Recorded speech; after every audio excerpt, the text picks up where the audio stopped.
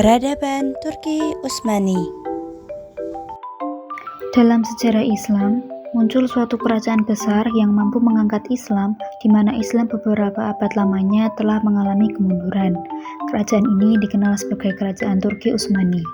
Kerajaan Utsmani sendiri berasal dari suku Oghuz yang telah menetap di Asia Kecil setelah berpindah-pindah untuk menghindari dari serangan bangsa Mongol.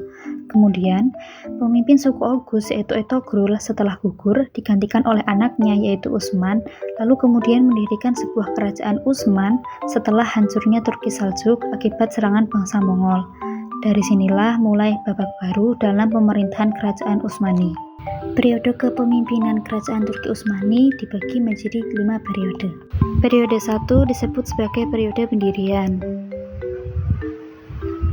Periode 2 disebut sebagai periode kejayaan.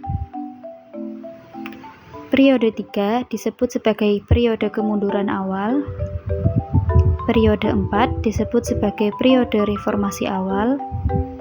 Dan terakhir, periode 5 disebut periode kemunduran akhir. Apa saja aspek-aspek peradaban Islam pada masa dinasti Turki Utsmani? Bidang politik.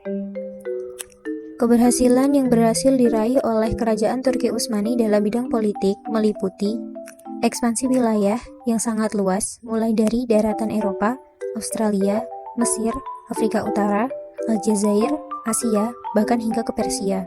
Selain itu, Turki Utsmani juga sukses mempertemukan dua kedaulatan. Pada pemerintahan Al-Fatih atau yang dikenal dengan Sultan Muhammad II, Turki Utsmani berhasil menaklukkan Konstantinopel.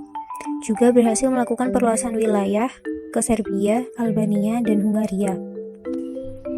Pada masa itu, wilayah kekuasaan dinasti Turki Utsmani meliputi 3 benua, yaitu benua Afrika, benua Asia, dan benua Eropa. Dan pada masa pemerintahan Sultan Orkan, kerajaan Turki Utsmani berhasil menaklukkan berbagai daerah, seperti Azmir atau Shimam pada tahun 1327 Masehi, Tawashalni pada tahun 1330 Masehi, Iskandar pada tahun 1338 Masehi, Ankara pada tahun 1354 Masehi, dan Gallipoli pada tahun 1356 Masehi.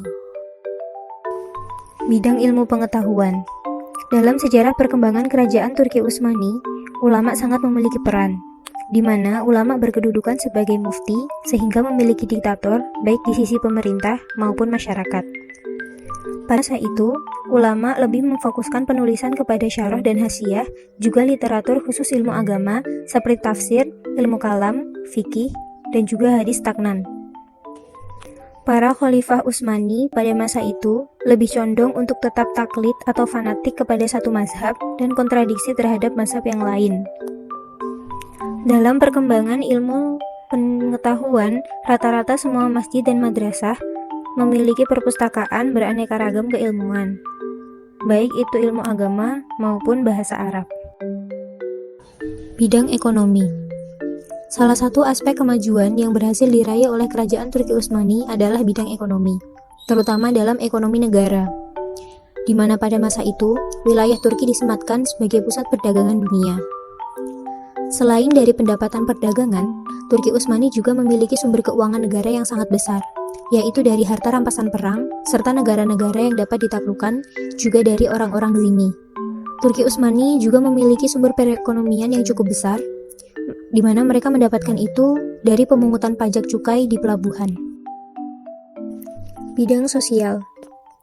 Keadaan sosial Turki Utsmani tersusun dari kebudayaan Persia, Arab, dan Bizantium, di mana mereka mengadopsi perihal prinsip-prinsip ekonomi, sosial, keilmuan, dan huruf melalui bangsa Arab.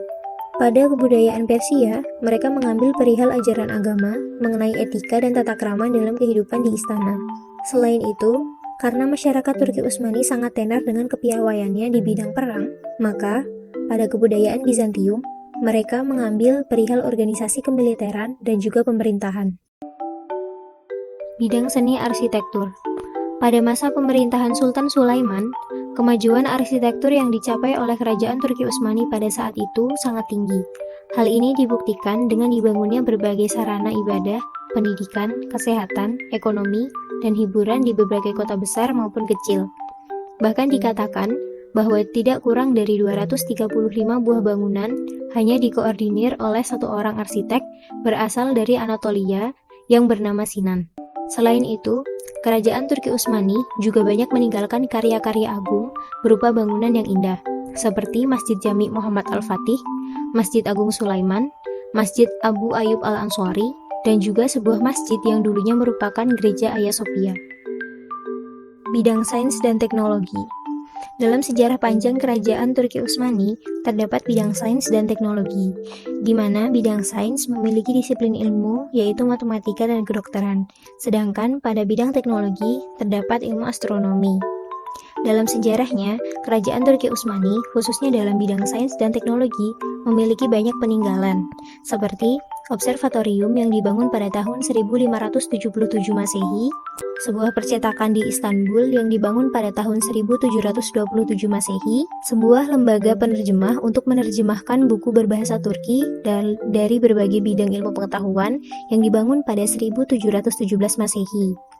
Adapun pada tahun 1660, seorang cendekiawan bernama Utsmaniyah Ibrahim Effendi berhasil menerjemahkan karya seorang astronom bernama Noel Duret yang ditulis pada tahun 1637 ke dalam bahasa Arab.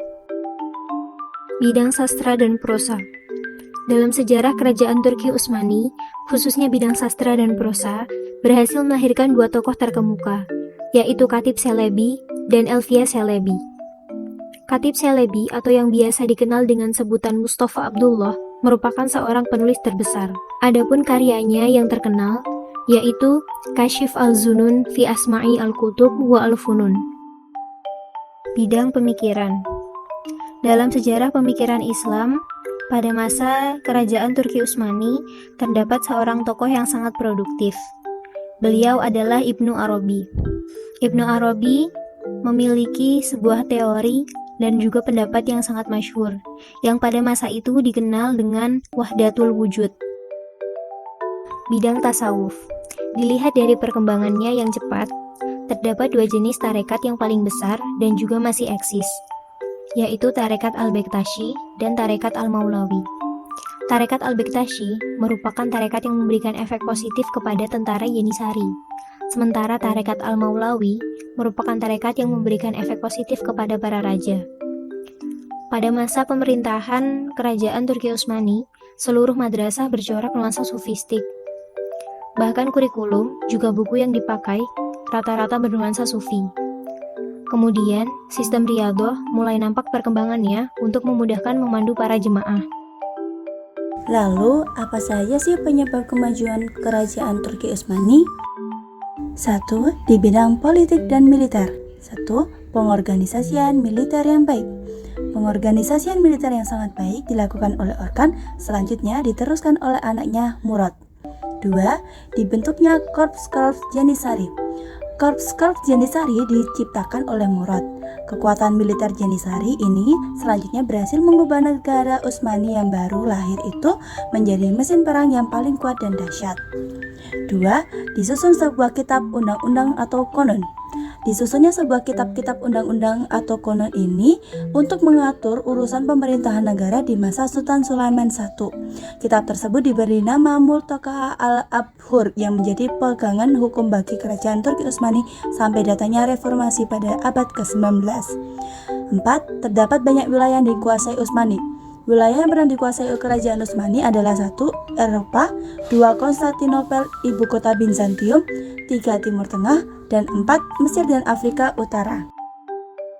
2. Bidang ilmu pengetahuan dan budaya. Satu, dikenal dengan istilah Ash al-Shurwa al-Hawamisi yang artinya masa pensyarahan kitab-kitab dan Hamisi. Dua, adanya penulis yang terkenal yaitu Khatib Chalebi atau Haji Halife dengan karyanya Kush al-Zun fi Asma'i al-Kutub wa al-Funun yang berisi presentasi biografi penulis-penulis penting di dunia timur. Yang ketiga, munculnya arsitektur Islam di berbagai jenis bangunan.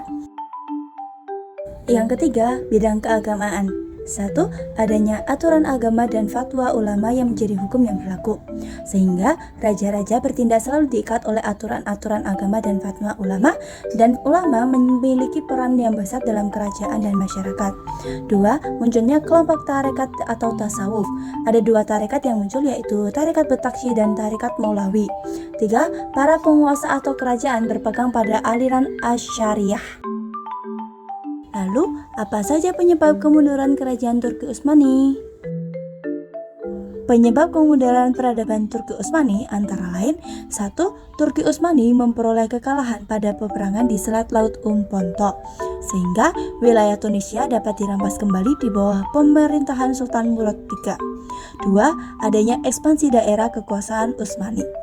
3. Pemberontakan di Yenisari. 4. Adanya raja yang tidak sigap. 5. Minimnya pemasukan negara faktor sejumlah peperangan terkait sebagian peperangan pihak Turki yang memperoleh kekalahan. 6. Stagnan bidang ilmu pengetahuan dan teknologi. 7. Munculnya gerakan nasionalisme.